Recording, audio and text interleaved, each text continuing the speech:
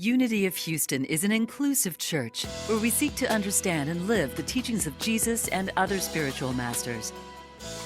At Unity, we welcome all people from all spiritual paths and every walk of life. We celebrate the diversity of our city and of our world, and we teach love, tolerance, and oneness, seeking to live in harmony with open minds and open hearts.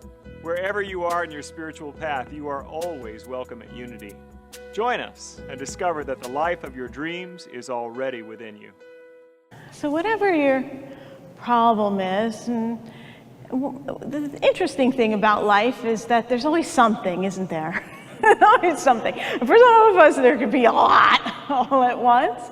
There's always something, right, that we're facing that we want to see different, perhaps, or something we're struggling with. And we have little problems, like you wake up in the morning and you're hungry, so the problem is you need to eat, right? Usually we go eat if you don't have food to eat, and that becomes a bigger problem, right? Well, then there's other problems that are not a one-time fix like that. There's, grief or a diagnosis or things that come up that require some more spiritual work around them, right? To know what to discern and how to be with that. I'm going to just move this here. So how do we get from the problem to the answer? We just want the answer. What's next? And there's some things that don't have an answer. I just want to know. I often want to know, what does this mean? What's the deeper underlying purpose of all these things, these problems or issues, or seem to come together at the same time?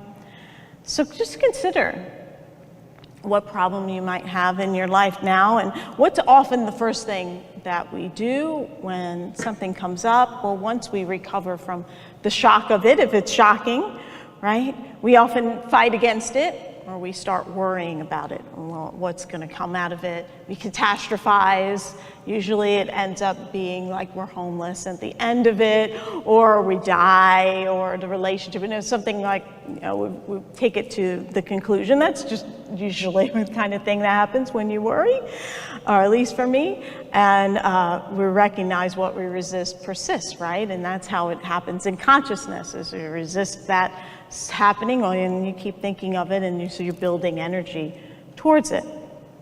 And truly, our relationship with the problem determines how we move through the problem. So if we see it as something that we're going to have to deal with for a long time, if we suffer a lot from it, if the relationship with the problem is stressful, right? That's going to determine the quality of the outcome, or if you're at peace with it, that determines the quality of the outcome as well. Most people are wired to feel inferior to their problems. It seems so big, I don't know what to do, and it can be overwhelming, and they sink under, or they feel like they get run over by their problems. We all can feel that way sometimes. But the good news is there's another way. We don't have to take that route. That's kind of the default route, right? There's another way. And I've really been loving that we've been exploring this series by Dr. Roger Teals from his book, This Life is Joy, something light for the summer. So we're lightening it up and recognizing that inherent in whatever problem we're facing is a possibility. It's a possibility. And he said this is the path of life mastery. So when you can shift from that space of problem to possibility, you're moving into a spiritual mastery in your life, according to Dr. Teal. So the first step is, first we want to notice when problems cease to be passing experiences, like you were hungry, you wanted breakfast, that happened, you had breakfast, and you moved on. When they're not just passing, and when they're kind of hanging on, long-term things that are something to work out. When something happens, it's resolved, and we don't dwell on it, that's it passing. Usually, we don't carry that with us all day, right? But when the problem lingers, when we've embraced it, when we've owned it, when our conversations are around that problem throughout the day, and it lingers on, it becomes my problem. So you've then taken ownership of it, and it's my problem. It becomes my story, and it can become kind of hooked into who you are as a person if you really are attached to this problem. There's a story of the bear and the bean pot, that there once was this bear who was really hungry, and he saw on a campfire a big pot of beans. And so he thought, well, I'm going to eat that, because that's what bears do. They don't ask, they just go and grab it. So this bear was not a polite bear. He went and grabbed the pot, and it burned him because it was hot. And he hugged it tighter, thinking that to squeeze it to death somehow, like as if that would do something to make it better. And of course, the more that he hugged it, the more that it hurt him and burned him. And that's what happens when we attack our problems to try to solve them. We hold them close, and they burn us, and we allow that to happen. So it's important to notice when we're doing that, when we're allowing that problem to burn us up inside, right? And continue to fuel it. So the first step is to notice how attached you've been becoming to this problem. How hooked am I to this situation, this problem, this experience that is kind of taken over my life? That's the first step. Notice the attachment. Second is to take that problem and put it in a new frame. So whatever frame it was, like this problem is devastating, or whatever it is that you thought, to reframe it as this problem is possibility. This problem is possibility. So that's a consciousness shift right there in picturing something new coming out of that experience. Did you know that the root words for problem actually mean to drive forward? To drive forward. So there's inherent in that word problem the possibility, the opportunity, and so we can remember that. We know we can't insulate ourselves from change. Change just happens, and as much as we have the basic need for stability that we all have, that things in life change by choice, but often not. You know, the body ages, relationships change, you complete the program that you were in, and then you take on a new role, or you leave one job, you go into another job, that kind of thing. It's just the weather is constantly changing, and who can always tell how climate change is going to affect us? So many changes, right? We're guaranteed to face different problems than generations before us, even as we look back and say, how did my parents or grandparents handle this? Well, they had challenges and difficulties, but not quite the same nature, right? Things are evolving, and so there's new technology, there's new ways to address change, and we've got to adapt with it, right? And the Prosperity Plus program, I love teaching this class, transformative class. Mary Morrissey is just a profound prosperity teacher, and she says that the problem is the architect of the solution. The problem is the architect of the solution. So inherent in the problem is already mapped out, the solution, when we bring our consciousness to it and see it as an opportunity. So if you'll affirm with me, I shift my focus from worrying. I shift my focus from worrying. Let's say it together. I shift my focus from worrying about the problem to welcome possibilities. I let it be. I let it be. I let it be. Really let it be.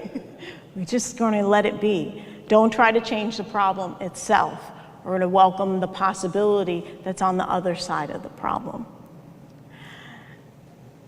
One way that I enjoy opening up to possibilities, is tapping into the imagination. And one story in our classic literature is Alice in Wonderland, which is all about Alice's adventures into her imagination, right? And experiencing things, a whole different world, totally different than what she's used to. And Alice met the Queen of Hearts, and she said to the Queen of Hearts, "There is no use trying. One can't believe impossible things." It took her a while to come around to what this new world was about. And the Queen said to her, "I dare say you haven't had much practice. When I was younger, I always did it for half an hour a day. Why, sometimes I believed as many as 6 impossible things before breakfast." So imagine having that kind of openness to what might seem impossible. That to Edison, the light bulb may have seemed impossible until he dreamt it up, right? What other possibilities are available? So in the midst of the problem, believe in the possibilities inherent in the problem, even if you have no idea what those possibilities are. There is a wonderful tool that we have in New Thought, and it's called the Golden Key. It's one of my favorites. There's a little pamphlet that they used to send people for this, and you probably can, you'll find it online. It's by Emmett Fox. And the gist of it is, don't focus on the problem, focus on God. Bring your attention to God. Because as we focus on the problem, and our thinking is just gets circular, right? We get on a roll with it. And when we focus on God, we're able to shift to higher possibilities. So in our meditation practice, when we're working with this second step here of shifting our awareness from the problem to the possibility, and we know those possibilities are inherent in God and divine mind. When you breathe in, breathe out, right? In your meditation, think about what qualities of God you want to remember in the midst of this. So if you consider what the problem is, if it's a health challenge, you may affirm, God is health, I am health. Say that with me. God is health, I am health. And God is health, I am health. And know that as you shift your attention from the problem to the possibility. God is peace, I am peace. Let's say that together. God is peace, I am peace. God is joy, I am joy. God is joy, I am joy. And really, we have so much power in our words, even if as we say them silently in our minds in meditation, that has powerful energy to shift our thinking, to shift our consciousness. And so this is moving you through your conscious choice and putting your attention into the possibility, into a higher order of being, letting go of worry and opening to creativity. And Psalm 59:16 says this, "But as for me, I shall sing of your strength. Yes, I shall joyfully sing of your loving kindness in the morning, for you have been my stronghold and a refuge in the day of my distress." So that presence of God serves as our refuge and is always available. And we can always center into it, no matter how big the problem, the worry, or the concern. That loving presence is always available to us. So it's important for us to remember and call upon it. There's a prayer in Unity that I love. I was raised Catholic, so rote prayers I appreciate. And I do think that there's a beauty in that, in learning prayers that you can repeat to yourself, especially in times of stress when it's hard to think about something different than the problem. And this particular prayer, I loved it so much. It was one that came in the mail with those Unity booklets, and it's called the Prayer of Faith by Hannah Moore Cohouse. God is my help in every need. God does my every hunger feed. God walks beside me, guides my way through every moment of the day. I now am wise, I now am true, patient, kind, and loving too.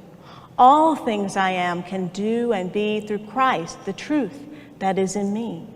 God is my health, I can't be sick. God is my strength, unfailing, quick. God is my all, I know no fear, since God and love and truth are here. There's so many affirmations in that prayer, and I even feel different just having said it.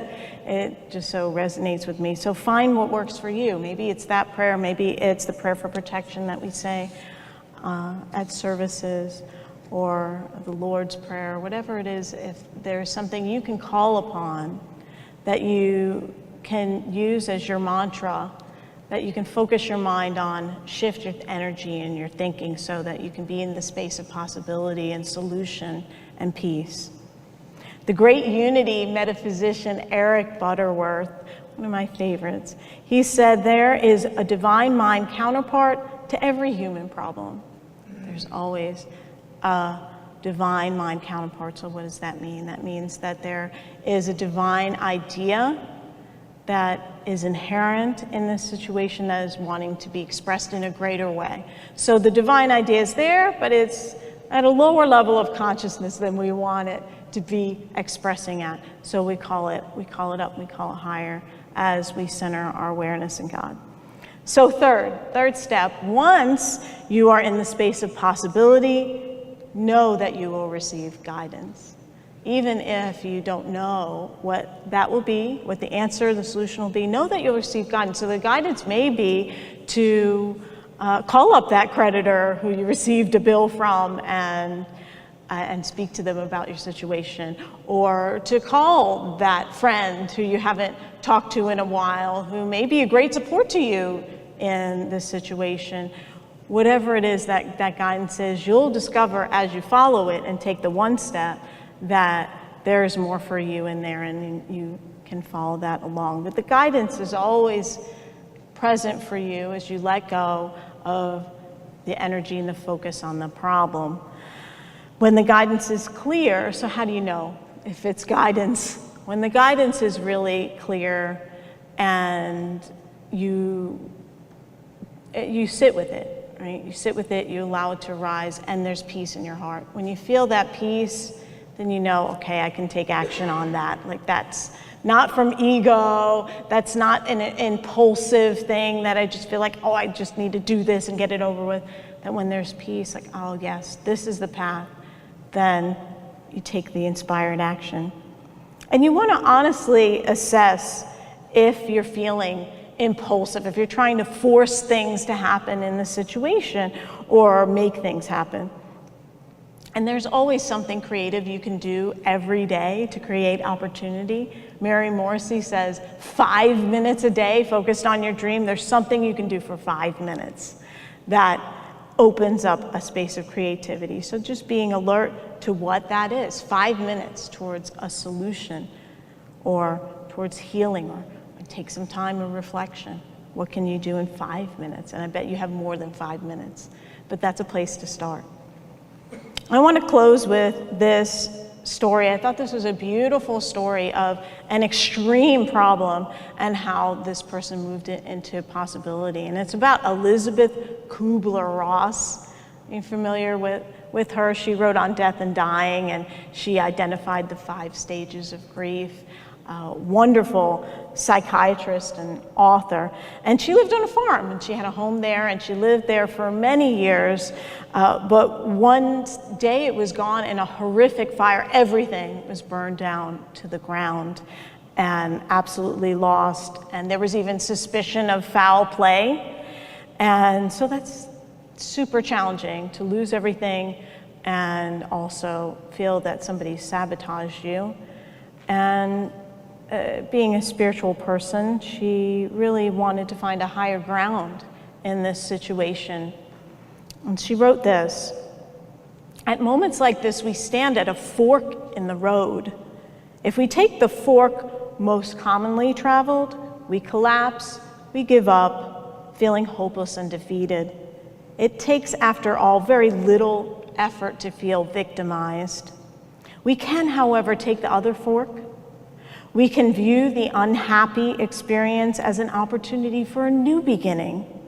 We can keep our perspective, look for the growth opportunities, and find an inner reservoir of strength.